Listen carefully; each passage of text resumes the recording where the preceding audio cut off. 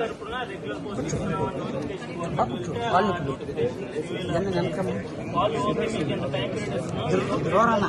Regular post fill up చేసుకోండి.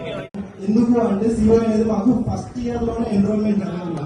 Like ఒక యూనివర్సిటీలోనే ఒక స్కూల్లోనే జాయిన్ అయినప్పుడు వాళ్ళ అడ్మిషన్స్ నెంబర్స్ ఇచ్చినట్టు మాకు కూడా అడ్మిషన్స్ నెంబర్ లాగా మా సిఓ ఎన్రోల్మెంట్ నెంబర్స్ అనేవి ఇస్తారు. ఆ ఎన్రోల్మెంట్ నెంబర్ ఇచ్చిన తర్వాత మేము 5 years కోర్స్ పూర్తయిన తర్వాత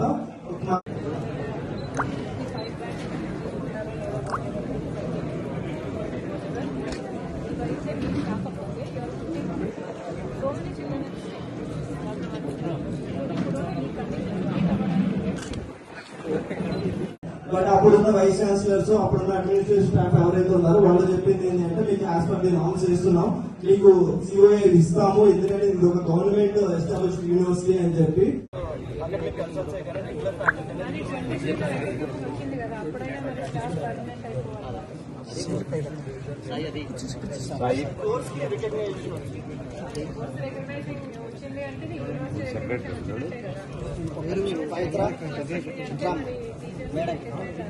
మేము అప్పుడు ఏం చేయలేము. మేము ఏం చేయలేము. సో మేము అడుగుతుంది గవర్నమెంట్ మ్యామ్, ఒక గవర్నమెంట్ యూనివర్సిటీలో మేము త్రూ అబ్స్ట్రాక్ట్ హైయర్ ఎడ్యుకేషన్ నుంచి కౌన్సిలింగ్ ద్వారానే మేము యూనివర్సిటీలోకి వచ్చాము. సో మీరు ఎలా ఇచ్చారు మా అడ్మిషన్స్? చాలా చాలా బాధాకరం. అసలు సమస్య ఎక్కడ మొదలైందంటే వీళ్ళు అడ్మిషన్లు తీసుకున్న రోజునే కౌన్సిల్ ఆఫ్ ఆర్కిటెక్చర్ దగ్గర నుంచి ఈ యూనివర్సిటీకి పర్మిషన్ లేవు. కానీ ఈ బిడ్డలని కన్నా తల్లిదండ్రులను మభ్యపెట్టి పర్మిషన్లు ఉన్నట్టుగా, ఏ ఇబ్బందులు లేనట్టుగా చిత్రీకరించి వీళ్ళకి ఇక్కడ ఒక మంచి ఎడ్యుకేషన్ లభ్యమవుతుంది అన్న భ్రమలో ఉంచి ఇక్కడ అడ్మిషన్లు తీసుకోవడం జరిగింది. కౌన్సిల్ ఆఫ్ ఆర్కిటెక్చర్ అసలు పర్మిషన్లు ఇవ్వలేదు అన్న సంగతి వీళ్ళకు తెలియక ఆర్ ఏ ప్రాబ్లం లేదు అని వీళ్ళకి ఇంప్రెషన్ ఇస్తే దాన్ని నమ్మి వాళ్ళ జీవితాలను పణంగా పెట్టారు.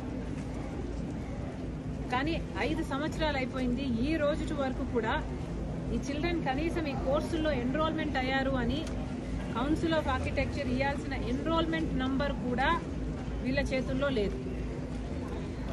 అంటే కౌన్సిల్ ఆఫ్ ఆర్కిటెక్చర్ అనేది కేంద్ర సంస్థ. దాని దృష్టిలో వాళ్ళు సర్టిఫికెట్ ఇస్తేనే వీళ్ళు ఆర్కిటెక్ట్లుగా బయటకు వెళ్ళొచ్చు. కానీ దాని దృష్టిలో అసలు వీళ్ళ ఎన్రోల్మెంటే జరగలేదు 5 సంవత్సరాల క్రితం.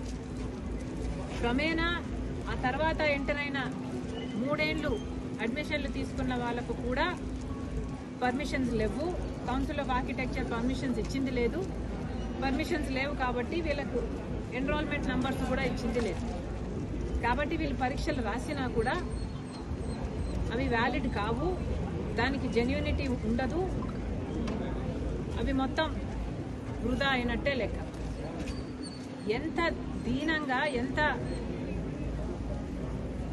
అసలు దీన్ని ఏమనాలో అసలు క్షమించరాని తప్పు ఇది. ఇంతమంది బిడ్డల జీవితాలను ఇలా ఎలా పణంగా పెట్టారు? వైసీపీ అధికారంలో ఉంది, జగన్మోహన్ రెడ్డి గారు ముఖ్యమంత్రిగా ఉన్నారు, ఇక్కడ ఎంపీగా అవినాష్ రెడ్డి గారు ఉన్నారు.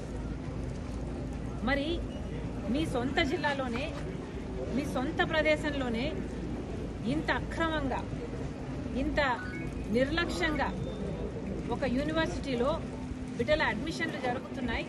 పర్మిషన్లు లేవని మీకు తెలుసు, అయినా అడ్మిషన్లు జరుగుతున్నాయని మీకు తెలుసు. ఈ రోజు వరకు కూడా మీరు అసలు స్పందించటం లేదు అంటే అసలు మీరు మనుషులో మానలో అర్థం కావటం లేదు. ఈ రోజు వరకు కూడా కౌన్సిల్ ఆఫ్ ఆర్కిటెక్చర్ దగ్గర నుంచి మీరు ఎప్పుడైతే పర్మిషన్లు తీసుకోకుండా యూనివర్సిటీ మొదలు పెట్టారో అప్పటి నుంచి చేసిన ప్రయత్నం లేదు. కౌన్సిల్ ఆఫ్ ఆర్కిటెక్చర్ దగ్గర దీనికి పర్మిషన్లు తీసుకోవాలి అని చేసిన ప్రయత్నమే లేదు.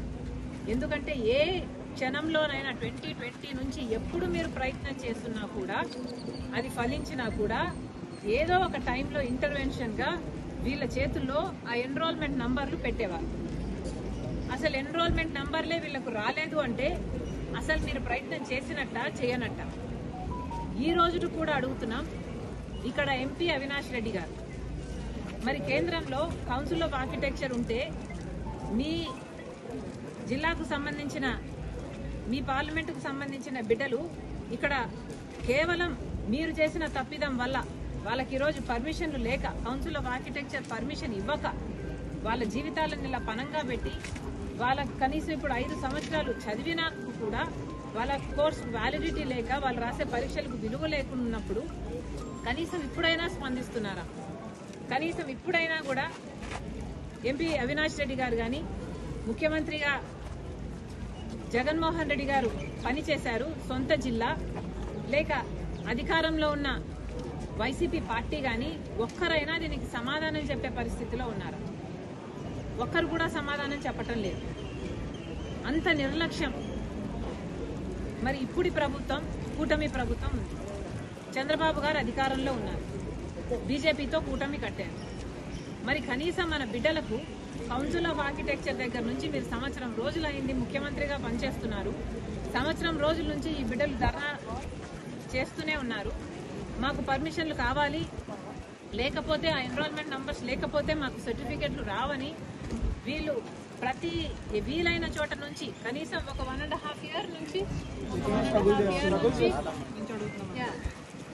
5 years నుంచి ప్రయత్నిస్తున్నారు. చాలా గట్టిగా ప్రయత్నం చేస్తున్నారు. కానీ కనీస స్పందన కూడా లేదు. ఎడ్యుకేషన్ మినిస్టర్ అయినా హెచ్ఆర్డి అయినా కనీసం ఒక్కరైనా స్పందిస్తున్నారా? వీళ్ళ గురించి వీళ్ళకు పట్టించుకుంటున్నారంటే ఒక్కరు కూడా పట్టించుకోవటం లేదు. మరి కూటమి సర్కార్ని అడుగుతున్నాం, మరి బీజేపీకి ఎందుకు మద్దతు ఇస్తున్నాడు? ఈరోజు కేంద్రంలో బీజేపీ అధికారంలో ఉంది, కౌన్సిల్ ఆఫ్ ఆర్కిటెక్చర్ అక్కడ ఉంది. మరి మీరు కూటమి ప్రభుత్వానికి మీరు బీజేపీకి మద్దతు ఇస్తే కదా ఈరోజు బీజేపీ ప్రభుత్వం అక్కడ అధికారంలో ఉంది. మరి ఆ మాత్రం మీరు కేంద్ర సంస్థలకు చెప్పించుకొని మీరు ఆ పనులు చేపించుకోలేరా? ఎంతసేపు అండి మీకు మీరు అనుకుంటే పర్మిషన్ తెచ్చుకోవడము? కౌన్సిల్ ఆఫ్ ఆర్కిటెక్చర్ దగ్గర ఇలా తప్పు జరిగింది, 3 సంవత్సరాలుగా పర్మిషన్ లేకుండా ఎన్రోల్మెంట్స్ జరిగాయి, తప్పే జరిగింది. కానీ అది బిడ్డలకు శిక్ష వేయడం భావ్యం కాదు కదా. ఏదో ఒక అగ్రిమెంట్ కింద ఏదో ఒక కండిషన్స్ తో వాళ్ళకైతే ఇవ్వాల్సింది ఎన్రోల్మెంట్ నంబర్స్ వాళ్ళకి ఇవ్వకపోతే వాళ్ళ జీవితం పాడైపోతుంది. కాబట్టి కనీసం మాట్లాడాలి అన్న ఆలోచన కూడా మీకు రాలేదు అంటే ఇక మీరు బీజేపీకి ఎందుకు మద్దతు ఇస్తున్నారు? బీజేపీ పార్టీ మనకి ఏమి ఇస్తుందని? కేంద్రంలో మీరు ఏమి సాధించలేకపోతే మరి ఆ కూటమి ఎందుకు కట్టినట్టు? చంద్రబాబు గారు సమాధానం చెప్పాలి, పవన్ కళ్యాణ్ గారికి సమాధానం చెప్పాలి, లోకేష్ గారు సమాధానం చెప్పాలి.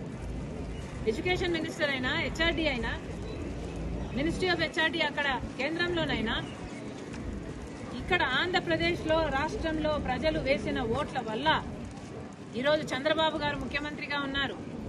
కేంద్రంలో బీజేపీ అయినా అధికారంలో ఉంది, మోడీ గారు ప్రధానమంత్రిగా ఉన్నారు. అంటే ఇక్కడ ఆంధ్ర రాష్ట్రంలో ప్రజలు ఓట్లేస్తే ఈ బలాన్ని తీసుకెళ్లి చంద్రబాబు గారు ఎంపీల రూపంలో బీజేపీకి ఇస్తే ఈరోజు కేంద్రంలో మోడీ గారు ప్రధానమంత్రిగా ఉన్నారు.